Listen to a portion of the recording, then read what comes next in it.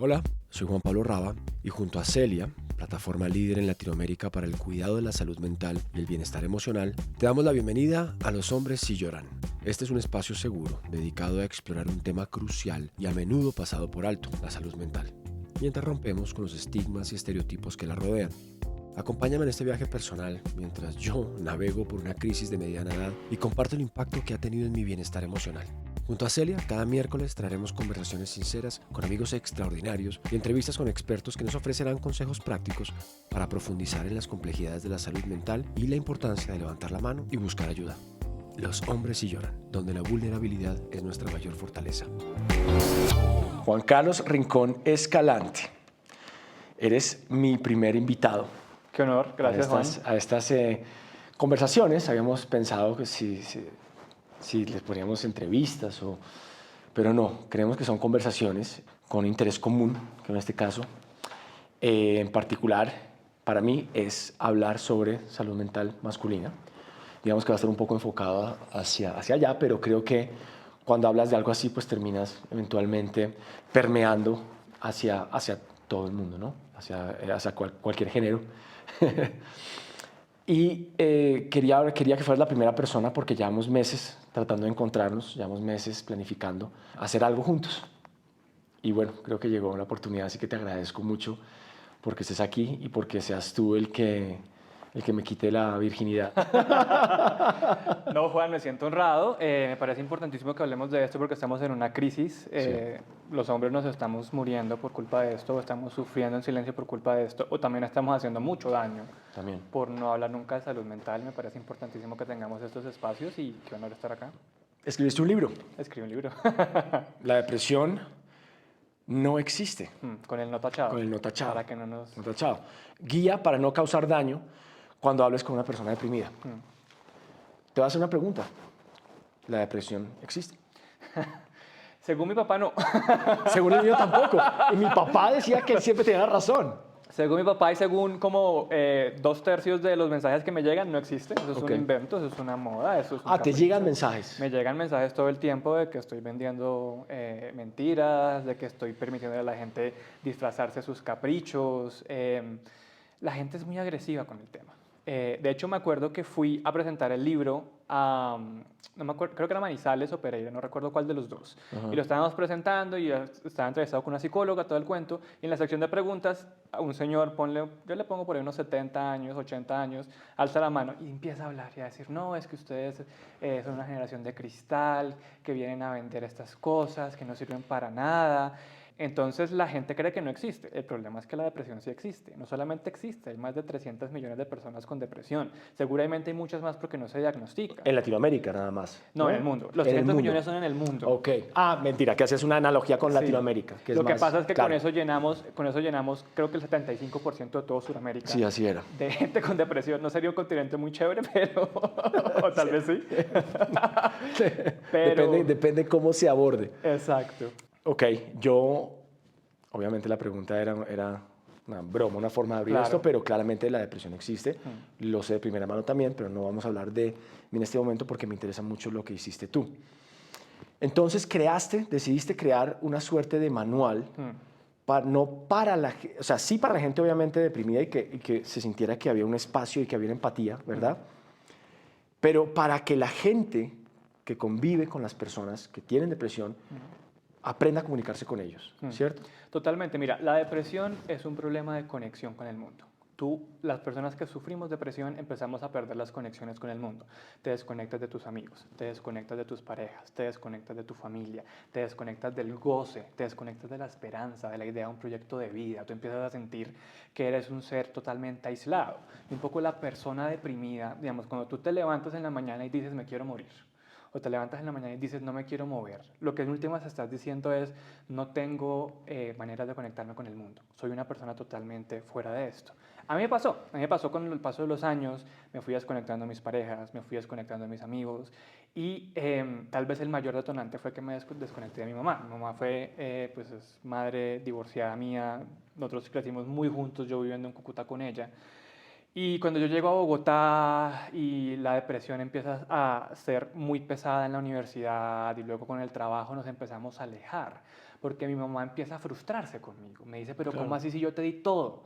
¿Cómo así si tú eres el hijo de mis ojos, si te hemos dado todas las oportunidades, si lograste estudiar en la mejor universidad del país, si además tienes un buen trabajo, eventualmente... ¿Por qué nos haces esto? ¿Por qué nos haces esto? Pero además como yo la entiendo como sufriendo de queriendo que yo esté bien. O sea, en últimas es una preocupación de yo quiero que tú estés bien. De hecho, ella alguna vez llorando me dijo que su mayor sueño es verme feliz en algún momento de mi vida, porque ella siente que nunca lo he estado.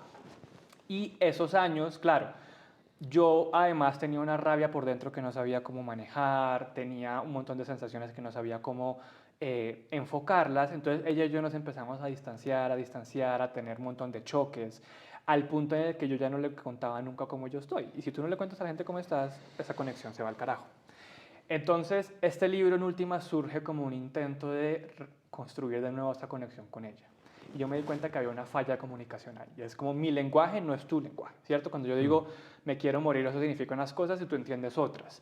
Cuando ella me dice quiero que estés bien, eso significa unas cosas y yo entiendo otras. Y luego como periodista, que yo empiezo a hacer una serie de artículos sobre salud mental y eso, entrevistando a gente que quiere a las personas con depresión o gente que quiere a personas con distintas enfermedades mentales, me doy cuenta que todos tienen el mismo problema y es cómo me comunico, cómo logro estar ahí. Y mira que si no nos comunicamos, no nos acompañamos.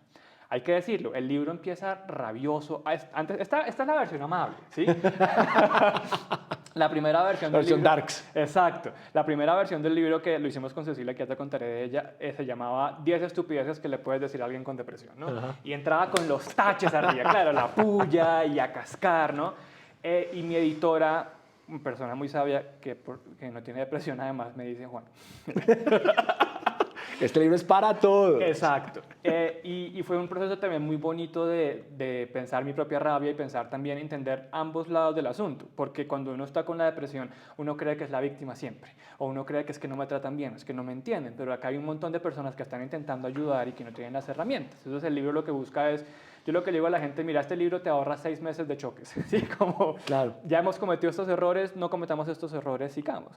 Y el correo que más recibo, sea de gente que sufre depresión o sea de gente que está cerca de gente que sufre depresión, siempre es lo mismo y es, yo he dicho casi todo esto, porque son errores muy comunes. Entonces, Claro. si los podemos evitar, podemos hablar mejor de eso.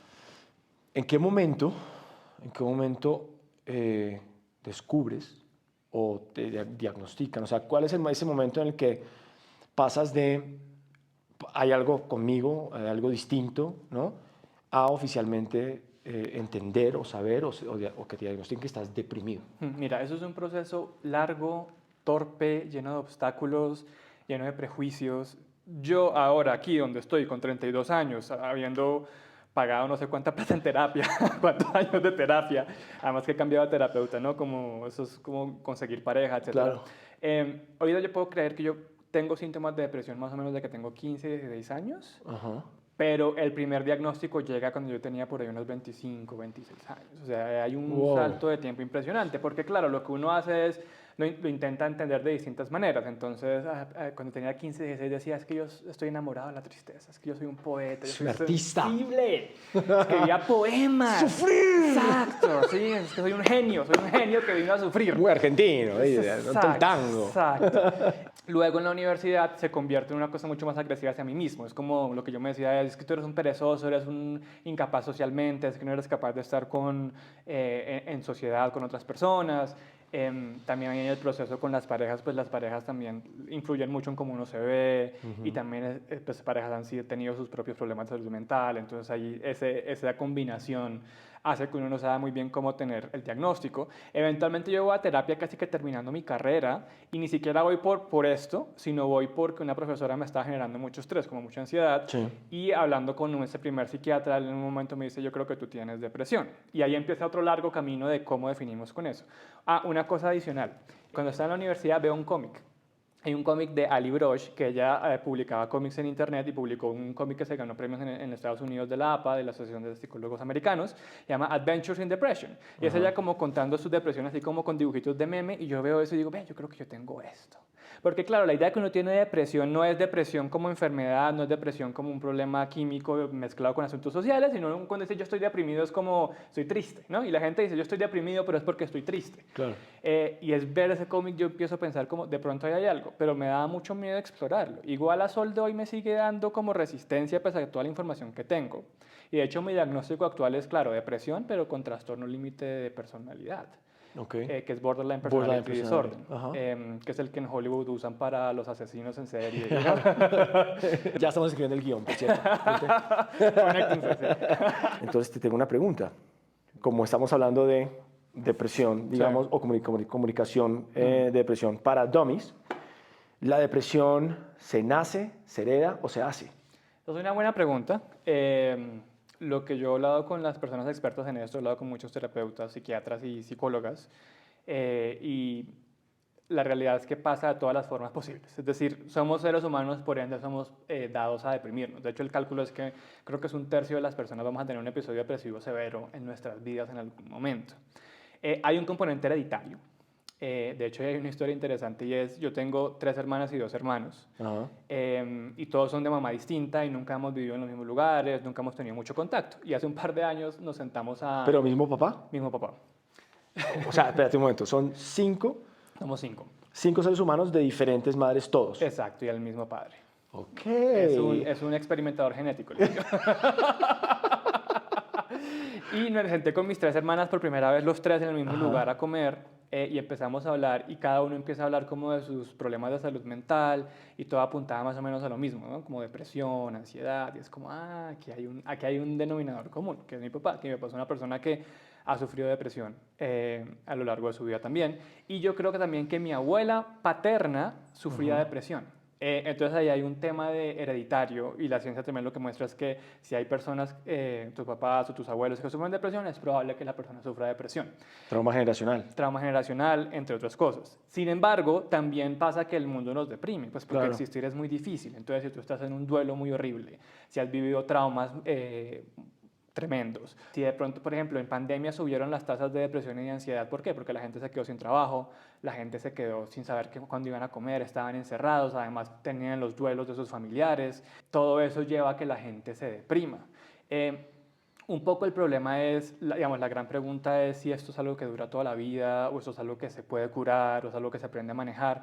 Y la respuesta también depende caso a caso, ¿sí? Porque hay personas que se deprimen mucho en un momento y gracias al tratamiento, gracias a que reciben el apoyo, luego ya salen de eso. Hay otras personas que necesitamos manejarlo toda la vida. De hecho, acaba de salir un estudio en Colombia sobre trastorno límite de personalidad que está cerca de la depresión y de 20 años. Y ellos lo que encontraron es, pues si la gente sufre esto a lo largo de su vida y lo que aprende es a manejarla y a lidiarlo mejor.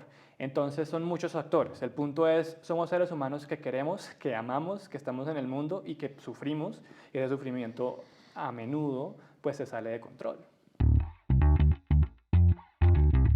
Si te sientes abrumado o perdido en tu camino hacia el bienestar emocional, o simplemente quieres trabajar en ti, en alcanzar tu mejor versión, tranquilo, no estás solo. Celia te conecta con más de 350 profesionales en salud mental y bienestar emocional que pueden guiarte y apoyarte en cada paso del camino. Además, te ofrece recursos gratuitos como meditaciones guiadas, ejercicios de respiración, diarios de emociones y mucho más. Visita celia.com o descárgate la app y encuentra el camino hacia una vida más feliz y conectada.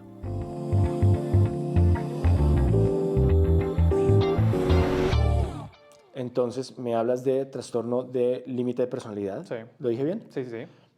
¿Cómo se manifiesta ese trastorno en ti particularmente?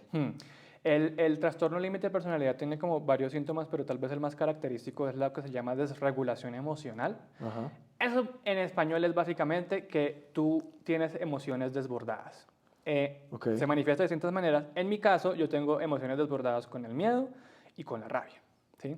Entonces, cuando tengo miedo, tengo un miedo que me paraliza, que me pone a temblar. Y muchas veces es un miedo irracional, ¿sí? Entonces, O sea, no sabes ni siquiera qué. Te despiertas cuando, o sea, tienes esas me sensaciones de despierto. miedo. Exacto. O por ejemplo, no sé, el ejemplo más bobo. Mi jefe me dice, hablemos a las 3 de la tarde.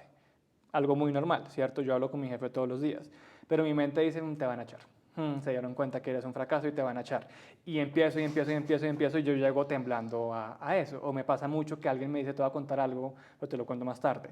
O me da una sensación de miedo terrible. O incluso venir a esta entrevista, venía en el carro y venía con una sensación de miedo. Y uno habla con uno mismo, porque es como, pero ¿qué miedo te da? Sí, claro. Si vienes a hablar de un tema que conoces, vienes a hablar con alguien que pues no se conoce personalmente, pero ya han hablado. pero se te sale de control. Lo mismo con la rabia, ¿no? Y entonces cuando yo tengo rabia, yo empiezo de una a sentir que me pierdo en eso y me toca tomar acciones para no, pues no sé, no ser violento, no estar en espacios que le pueda hacer daño a otras personas porque la rabia se me sale de control. Ahora, ojo, esto no es justificación de nada, Oh, claro. sino es entenderlo. Entonces la regulación del trastorno límite va por ahí. También en parte por eso tiene tantos prejuicios el trastorno límite, porque la gente se descontrola y la mayoría de las personas no tienen las herramientas para navegar esos sentimientos y pues terminamos haciendo daño. ¿Tienes algún episodio en el que hayas lastimado a alguien? Físicamente no, Ajá. pero verbalmente sí, sin duda yo he tenido problemas de gritar a las personas, he tenido problemas de incluso tomar decisiones negativas contra mí mismo simplemente porque tengo rabia, ¿no? Entonces personas a las que nunca les vuelvo a hablar o espacios en los que no tomo la mejor decisión simplemente porque tengo mucha rabia o tengo mucho miedo. De hecho, a lo largo de mi vida yo creo que he tenido muchos momentos traumáticos y que ni siquiera he podido procesar muy bien porque no era muy consciente de lo que estaba sintiendo. Además porque la rabia es arrogante, la rabia te hace sentir que tienes la razón. Es como yo tengo la rabia, ¿no? Me hicieron daño. Has dicho 10 cosas con las que me siento muy identificado. De pronto, Bienvenido a tu terapia, Juan. o sea, el tema de anticiparme a... Moni siempre me dice, como, deja de ser tan negativo, ¿no? Como que me llama un productor y digo, uff, no, ya, Sí. ya, ok, entonces tal vez, ok, ya voy a apuntar cosas que tengo que empezar a chequear. No, y mira que la anticipación es un tema de vivimos siempre en el futuro y es como esa necesidad de control. Es que necesitamos certezas. Yo necesito saber Sí. exactamente qué es lo que va a pasar. Necesito saber qué es lo que ese productor me va a decir. Yo necesito saber la gente cómo va a reaccionar. Pero la existencia es necesariamente incertidumbre. O sea, nosotros no sabemos absolutamente nada. El viernes pasado yo llegaba a Cúcuta en un avión y iba a visitar a mis abuelos que estaban bien sin ningún problema. Aterrizo, me bajo, salgo del aeropuerto, mi mamá me recibe, tu abuelo murió hace 10 minutos. Y un poco lo que yo pensaba es, ok, el plan no era este, pero Claro. es que la vida nunca es de planes. Pero mi mente y nuestras mentes necesitan sentir que tenemos control. ¿Qué es la ansiedad? Exceso de futuro. ¿Sí? Es como... Total. y que es la rabia y el arrepentimiento, exceso de pasado. Pero en realidad lo único que somos este presente, este momentico. Pero no podemos estar acá porque estamos todo el tiempo mirando a ver y vivir con miedo y vivir con rabia no es vivir también. ¿Cómo haces para ser funcional? ¿Cómo te levantas de la cama? ¿Cómo enfrentas sobre todo un día de crisis? El otro día, perdona que te pregunté antes si estabas teniendo un buen día. Sí. Y es que Moni me dice que habla mucho contigo y que tú le dices, hoy no es un buen día, hoy es un buen día. Entonces, ¿qué pasa en un mal día? Yo tengo distintos tipos de malos días. Ahora, yo sí, y esto es algo que me lo preguntan a menudo, especialmente las personas que tienen depresión, porque me ven a mí como una persona altamente funcional, que estoy en redes, que estoy haciendo un montón de cosas. Lo que pasa es que también la gente no se da cuenta cuando yo me desaparezco. Por ejemplo, ahorita en redes sociales llevo unos buenos 2 meses sin publicar y en parte es porque tengo un montón de crisis. Okay. La gente lo no nota, porque claro, estoy cumpliendo con el trabajo y están en los videos de la puya y eso está saliendo, pero en mis redes personales y en mis marcas personales he aprendido a abandonar ciertas cosas para hacer para hacer lo mínimo, para hacer lo que tengo que cumplir. Okay. Entonces, he tenido la fortuna de que mi depresión sí es funcional, por lo general. Hay días en los que simplemente no, y le digo a mi jefe, o le he dicho a mis jefes, como hoy no puedo, necesito estar quieto, pero consigo quien me cubra. Pero lo que yo hago es que me trato como un niño chiquito y me esfuerzo a hacer las cosas. No quiero, no importa, lo haces. ¿Sí? No me quiero parar, no importa, lo haces. ¿Sí? Te mueves. ¿Qué es lo que pasa? Que eso no funciona para todo el mundo, incluso no funciona para mí. Para responder tu pregunta, que me desvié, perdóname. ¿Cómo es un mal día? Un mal día es que me levanto sin esperanza, que me levanto pensando que debería estar muerto, que me levanto odiándome. Yo me odio mucho. Esa rabia desregulada a la que te hablo, la tengo mucho hacia mí.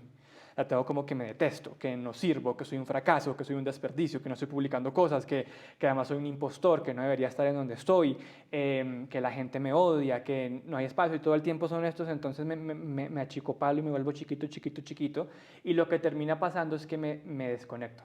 Entonces yo me doy cuenta cuando me desconecto, que además como mi trabajo es un teletrabajo y como todo es digital, hay muchas maneras de desconectarme, yo estoy encerrado en mi casa, no salgo, y eso es un problema, porque cuando tú no te activas conductualmente, no sales, no te juntas de mundo, pues lo único que tienes son estos pensamientos negativos. Entonces un mal día es cuando estoy con estos pensamientos negativos, cuando no quiero hacer nada, cuando no me quiero mover y cuando me estoy odiando un montón. ¿Te da miedo la crisis de la mediana edad? En un estado como en un mal día y además tener que enfrentar Hmm. una crisis de mediana edad, que todavía estás lejos, pero digamos que de alguna forma se acerca. ¿Lo piensas? A mí me da mucho miedo, a mí me da mucho miedo en general envejecer, porque algo que he sentido siempre es que no he aprovechado mi vida, ¿no? Y que he desperdiciado mi vida y que no he hecho nada y que mi vida ha estado secuestrada por estos sentimientos. Y lo que me da miedo es que a medida que aumentan los años, ese sentimiento se vuelva más y más grande y me lleve más hacia el desespero. Además porque, y obviamente no tengo que explicarle esto a la gente, y es la vida es una acumulación de tragedias, ¿no? Vamos acumulando muertos, vamos acumulando corazones rotos, vamos acumulando experiencias difíciles. Y sí me da mucho miedo cuando ya no tenga ciertas conexiones, como mi mamá, como mi papá. em, Me da miedo que me dé muy duro y se me salga de control. O me da miedo que, sobre todo, esa sensación de arrepentimiento y de no haber hecho cosas me casquen. Y yo creo que me van a cascar. Ahora, ¿qué es lo que estoy haciendo para prevenir eso? Y también qué es lo que estoy haciendo en mi presente. Pues estoy haciendo un proceso de terapia de creación de herramientas. En últimas, uno no puede cambiar la realidad, uno incluso no puede cambiar necesariamente lo que siente o lo que va a sentir. Y esas frustraciones siempre van a estar, pero uno sí puede cambiar la manera en que reacciona a ellas y la manera en que las procesa. Pero me da pánico, Juan, me da mucho pánico. Y además me da pánico porque los hombres, digamos, claro, aquí ya entramos en el tema de género y todo el tema, pero los hombres nos cerramos mucho. A mí me cuesta hablar. Yo hablo de depresión y eso, pero a mí me cuesta un montón. El lunes tuve terapia con mi psiquiatra Sí. por lo de mi abuelo y pues porque yo hago terapia casi que semanal, por lo de mi abuelo y por todo lo demás. Y yo me di cuenta en la mitad de la terapia que no le estaba diciendo nada, no le estaba contando lo que en verdad tenía, que estaba súper cerrado y enconchado, y es porque nos socializaron a estar así quietecitos, a dar esta imagen de control. Entonces mi mecanismo de defensa es que yo hago chistes, ¿no? Y te hago chistes súper oscuros. Entonces, por ejemplo, una de las investigadoras de la puya, el papá se le murió.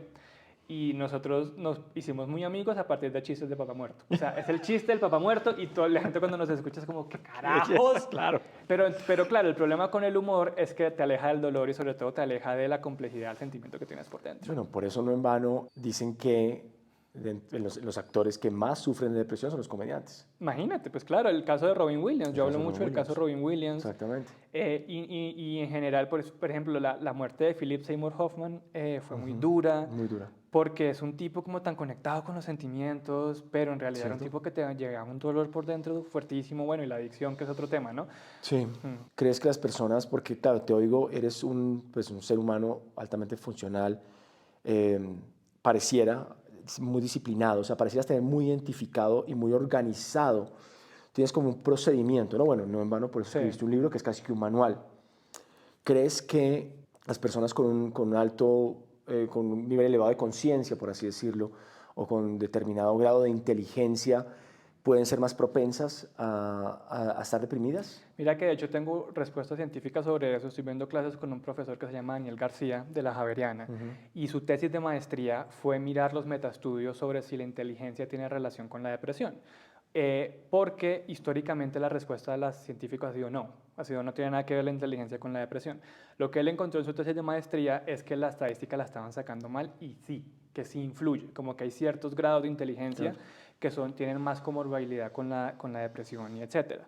Ahora, a mí, es decir, yo internamente tengo esta voz diciendo, pero tú eres un bruto. ¿Sí? Es decir, o sea, aquí tengo una voz diciendo, pero tú eres un bruto, no digas eso porque entonces la gente va a creer que eres inteligente y te deprimes. Yo creo que lo importante es saber que todos somos sensibles a la depresión, a todos nos puede pasar esto y las raíces no son tan fáciles como decir es que yo sobrepienso, por ende tengo depresión o es que yo hago tal y tal otra cosa. Ahora, tú decías algo importante y es, yo sí creo que la estructura nos salva. De hecho, yo he tenido en la cabeza la idea de hacer un segundo libro, pero no ha cuajado porque no ha estado bien. Y es, este libro no te va a salvar la vida, pero tú sí, ¿no? Y que sea un libro como de uno cómo hace. Y la verdad es que no tengo la respuesta, por eso no lo he escrito. Pero lo que a mí me salva es la estructura, ¿sí? Es tratarme como un niño chiquito. Es como te vas a levantar, vas a hacer esto. Vas a ir a la entrevista, ¿por qué? Porque vas a ir a la entrevista y luego aquí sales a hacer tu trabajo y trabajas de tal a tal hora, haces ejercicio, comes. Cuando me desestructuro es que me voy al carajo. Humildemente, mi pretensión con este ejercicio, con este camino, con esta misión de vida, es que entre todos lleguemos a una suerte de manual, porque creo que la estructura sirve, porque creo que la disciplina sirve. si empezamos a investigar y a tener esas conversaciones y charlas y terapias y lo que sea, y empezamos a encontrar cuáles son los puntos en común y las cosas que funcionan, creo que podemos finalmente ofrecer una suerte de organigrama, ¿me entiendes? Como mira, no, como dices tú, esto no te va a salvar la vida, pero te podemos ayudar como a entenderlo, y me gusta mucho todo lo que has dicho y la forma como tan organizada en la que tienes. ¿Qué es tal vez lo más bonito que te han dicho o algo que recuerdes con mucho cariño que te haya ayudado, o que sea un lugar común al que regresas cuando lo necesitas? La gente ha sido muy linda conmigo. O sea, yo sí estoy acá, estoy por el amor que la gente me ha dado, incluso cuando no lo merezco. Que eso es lo importante. Es como la gente que ve mis errores y a pesar de eso se han quedado, o a pesar de eso me han querido acompañar, o a pesar de eso me han dicho, está bien Juan, ven, te abrazo. A mí me han dicho cosas muy sexys, yo digo eso, la gente se ríe, pero por ejemplo, algo sexy es, te pido la cita en el médico. Te ayudo a llamar al psiquiatra, porque a veces me da mucho miedo llamar al psiquiatra, llamar a pedir ayuda, o te abrazo, te acompaño, pero lo más lindo que me han dicho es, no me lo han dicho, me agarran la mano y están en silencio. Y mira que volvemos a lo que hablamos de las conexiones, es que nos desconectamos y este mundo nos lleva a desconectarnos cada vez más, tengamos o no tengamos depresión. Y la gente que me agarra la mano y me dice, estemos acá en el sentimiento, o sea, listo, sí, todo es terrible y te quieres morir y bla, bla, bla, pero estemos acá en el sentimiento, en este momento, en esta mirada que estamos intercambiando tú y yo, ahí está, ahí está. Gracias. Gracias a ti, Juan. Si te sientes abrumado o perdido en tu camino hacia el bienestar emocional, o simplemente quieres trabajar en ti, en alcanzar tu mejor versión, tranquilo, no estás solo. Celia te conecta con más de 350 profesionales en salud mental y bienestar emocional que pueden guiarte y apoyarte en cada paso del camino. Además, te ofrece recursos gratuitos como meditaciones guiadas, ejercicios de respiración, diarios de emociones y mucho más. Visita celia.com o descárgate la app y encuentra el camino hacia una vida más feliz y conectada.